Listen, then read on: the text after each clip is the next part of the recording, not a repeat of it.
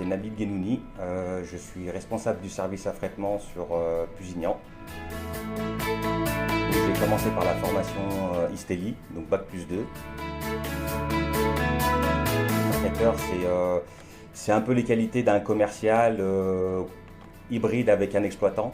Donc on a les clients, on a les transporteurs et on doit savoir calculer des métrages et il faut surtout être très dynamique et assez réactif parce qu'on a quand même beaucoup de problèmes à régler et à gérer.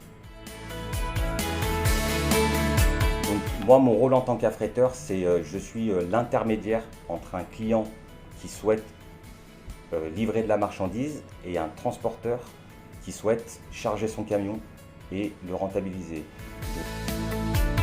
Alors une journée type d'un affrèteur, c'est on commence 8h, 8h30. On finit jamais bien tard, c'est toujours 17h30, 18h. À partir de 18h, si vous voulez, les transporteurs sont plus trop joignables. Mais la journée d'un affrèteur, c'est très intense. On va devoir trouver des express, mettre en place des transports qui ne peuvent pas être réalisés de façon classique, on va dire. Et c'est là où tout le métier d'affrèteur prend son sens, c'est-à-dire qu'on va devoir trouver des solutions qui sont pas réalisables de façon classique. Moi, personnellement, ce qui me motive le plus, c'est le management.